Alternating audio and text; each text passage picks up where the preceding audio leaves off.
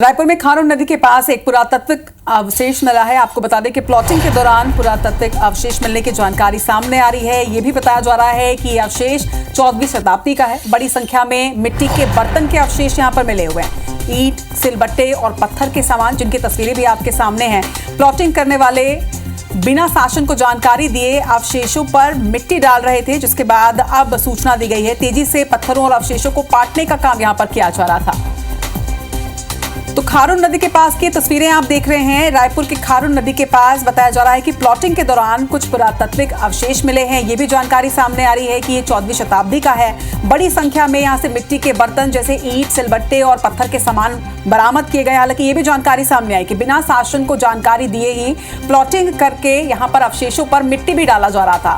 पत्थर और अवशेषों को पाटने का काम तेजी से चल रहा था, लेकिन इसके पहले ही ये तस्वीरें सामने आ चुकी हैं और अब क्या कार्रवाई हो रही है इस पर भी आपको डिटेल जानकारी देंगे। लेकिन इस वक्त एक्सक्लूसिव तस्वीरें आप देख रहे हैं उन्हीं अवशेषों की जो 14वीं शताब्दी के पुरातात्विक अवशेष बताए जा रहे हैं।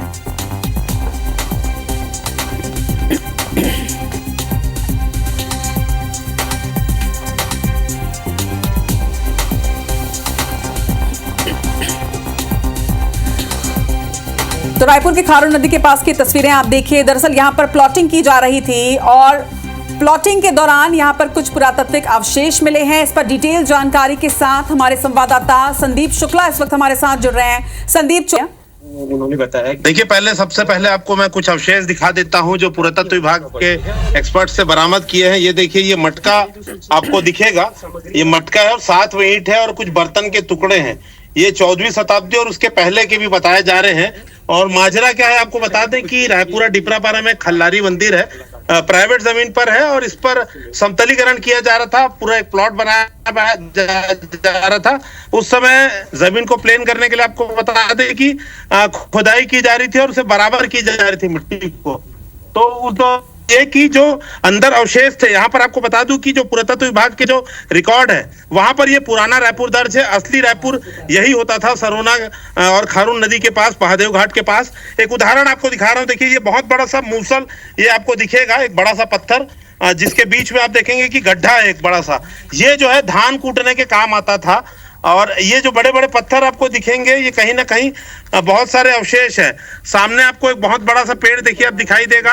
वहां पर काफी सिलबट्टे का सामान मिला है। और सबसे बड़ी बात कि जो ट्रैक्टर लगा के यहाँ पर पाटने का काम किया जा रहा था, तो उन ड्राइवरों को भी नहीं पता था कि ये पुरातत्व महत्व के हैं। हाँ, लेकिन यह है कि भू मालिक जो है उन्हें पुरातत्व विभाग को इसको सूचना देना था ताकि संरक्षित किया जा सकता था सामान। अभी आपको बता दें कि पुरातत्वविद यहाँ पर पहुंचे हुए हैं, तो हम सीधे उनसे बात भी करेंगे। सर, अभी क्या क्या मिल चुका है अभी तक? यहाँ पे तो स्थल पे जो खुदाई हो रही है उसमें मिट्टी में ही मिट्टी के बर्तन दिखाई दे रहे हैं, पुराने पके हुए मिट्टी के बर्तन और सिलबट्टे हैं और कलेक्टर स्पेशल पत्थर और ईंट के अवशेष उसके स्थल पे दिखाई दे। कलेक्टर जमीन मालिक को क्या कर रहा था जब ये अवशेष मिले, तो नियम क्या होता है? कायदे से अगर समझदार जमीन मालिक लोगों को पता होता है कि इस प्रकार की कार्रवाई हमारे जब तक हमारा सर्वेक्षण पूरा ना हो जाए, जो है सक्षम अधिकारी, जमीन का मामला है, सक्षम अधिकारी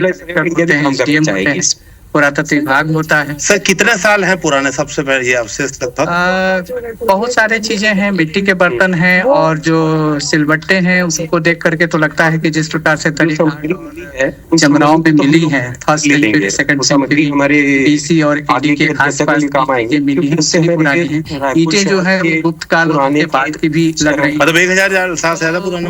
1000 साल से ज्यादा भी मान सकते हैं। और 14वीं शताब्दी में तो ये जगह आबाद रहा। देखिए आकांक्षा, अगर आप थोड़ा सा समय हमें दे तो हम आपको दिखाएंगे वो सिलबट्टा और सारा सामान। अभी देखिए आप, जेसीबी लगी हुई है, 7 से 8 ट्रैक्टर है। बहुत तेजी से जमीन का समतलीकरण का काम करना था।